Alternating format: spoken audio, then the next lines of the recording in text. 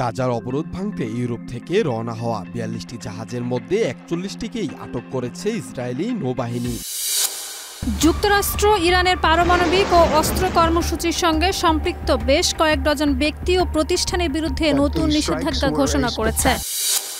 গাজার জনগণের জন্য মানবিক ত্রাণ সহায়তা নিয়ে এগিয়ে যাওয়া গ্লোবাল সমুদ্র ফ্লোটিলা নৌবহরে অংশ নিয়েছেন বাংলাদেশি বংশোদ্ভূত ব্রিটিশ মানবাধিকার কর্মী ও স্বাস্থ্য বিশেষজ্ঞ রুহি লোরেন আখতার। গ্লোবাল সমুদ্র ফ্লোটিলার প্রথম বহর ৩১ আগস্ট স্পেনের বার্সেলোনা থেকে যাত্রা শুরু করে। এতে নেতৃত্ব দিতে দেখা যায় বিশ্বজুড়ে আলোচিত সুইডিশ জলবায়ু আন্দোলনকারী গ্রেটা থুনবার্গকে।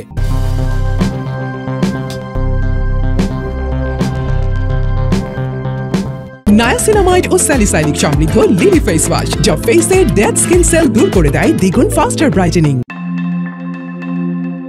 গাজার অবরোধ ভাঙতে ইউরোপ থেকে রওনা হওয়া ৪২টি জাহাজের মধ্যে ৪১টিকেই আটক করেছে ইসরায়েলি নৌবাহিনী। এখনও একটি জাহাজ সমুদ্রে চলমান রয়েছে।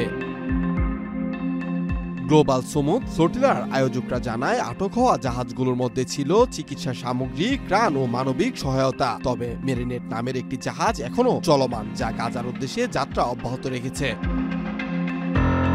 ফ্লোটিলায় ছিলেন প্রায় ৫০০ যাত্রী। তাদের মধ্যে রয়েছেন বিভিন্ন দেশের সংসদ সদস্য, আইনজীবী এবং বিশ্বখ্যাত সুইডিশ পরিবেশ কর্মী গ্রেটা থানবার্গ। আয়োজকদের দাবি, অবরুদ্ধ গাজায় মানবিক সাহায্য পৌঁছে দেওয়ার লক্ষ্যে এই অভিযান চালানো হয়।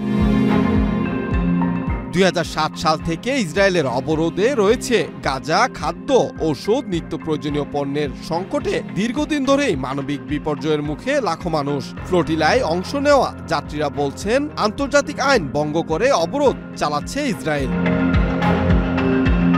যদিও একাধিকবার ফ্লোটিলাকে প্রতিহত করেছে ইসরায়েলি বাহিনী, আয়োজকরা জানাচ্ছেন গাজায় মানুষের জন্য মানবিক সহায়তা উদ্যোগ চলমান থাকবে। যুক্তরাষ্ট্র ইরানের পারমাণবিক ও অস্ত্র কর্মসূচির সঙ্গে সম্পৃক্ত বেশ কয়েক ডজন ব্যক্তি ও প্রতিষ্ঠানের বিরুদ্ধে নতুন নিষেধাজ্ঞা ঘোষণা করেছে। ১ অক্টোবর এই নিষেধাজ্ঞা আরোপ করা হয়, যা জাতিসংঘের সাম্প্রতিক পদক্ষেপকে সমর্থন করে নেওয়া হয়েছে বলে জানিয়েছে ওয়াশিংটন। মার্কিন পররাষ্ট্রমন্ত্রী মার্কো রুবিও এক বিবৃতিতে বলেন, মোট ৪৪ ব্যক্তি ও প্রতিষ্ঠানকে কালো তালিকাভুক্ত করা হয়েছে। এর মধ্যে ইরানের organization of defensive innovation and রিসার্চের সঙ্গে যুক্ত ৫ জন ব্যক্তি ও একটি প্রতিষ্ঠান রয়েছে। রুবিওর দাবি, এসবিএনডি হচ্ছে ২০০৪ সালের আগে পরিচালিত ইরানের পারমাণবিক অস্ত্র কর্মসূচির উত্তরসূরি।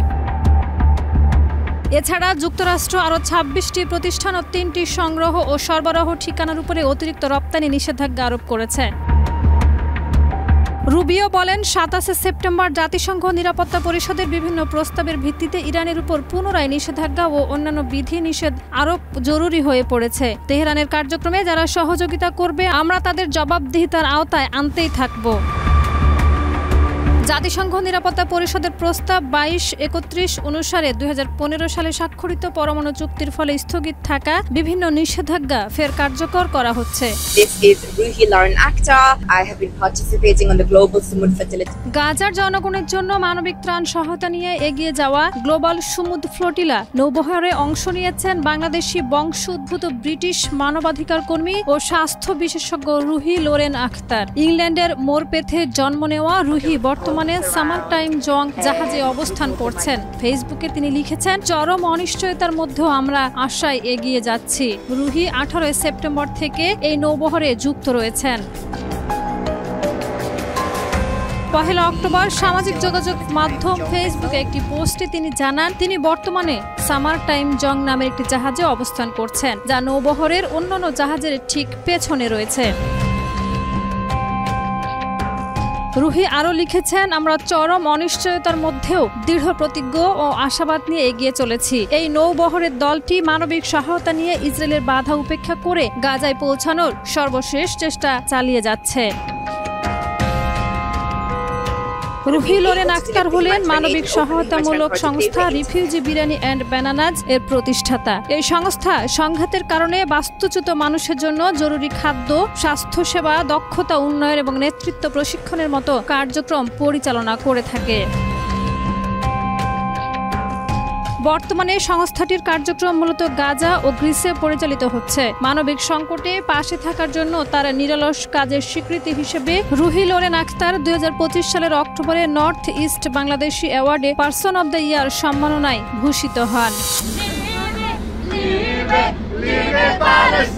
গ্লোবাল সুমুদ ফ্লোটিলার প্রথম বহর 31 আগস্ট স্পেনের বার্সেলোনা থেকে যাত্রা শুরু করে। এতে নেতৃত্ব দিতে দেখা যায় বিশ্বজুড়ে আলোচিত সুইডিশ জলবায়ু আন্দোলনকারী গ্রেটা থুনবার্গকে। বুধবার রাতে ভূমধ্যসাগরে গাজা থেকে প্রায় 120 কিলোমিটার দূরে এই নৌযানগুলোয় ঢুকে পড়েন ইসরায়েলি সেনারা।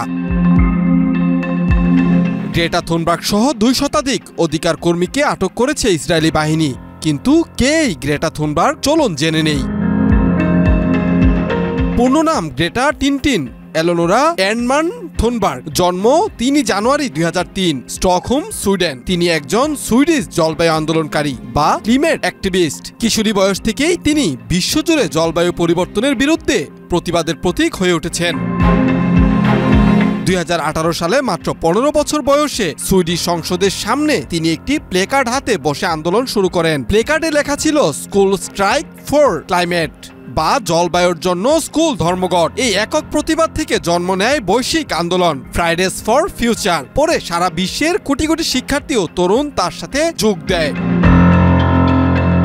গ্রেটা জাতিসংঘ সহ বিভিন্ন আন্তর্জাতিক ফোরামে জলবায়ু পরিবর্তন নিয়ে জোরালো বক্তব্য রেখেছেন। বিশেষ করে 2009 সালে নিউ ইয়র্কে জাতিসংঘে তার হাউ ডিয়ার ইউ বক্তৃতা বিশ্বজুড়ে আলোচনায় ঝড় তোলে। তিনি ধনী ও শিল্পোন্নত দেশগুলোর দায়িত্বহীনতা এবং পরিবেশ ধ্বংসকারী নীতির তীব্র সমালোচনা করে আসছেন।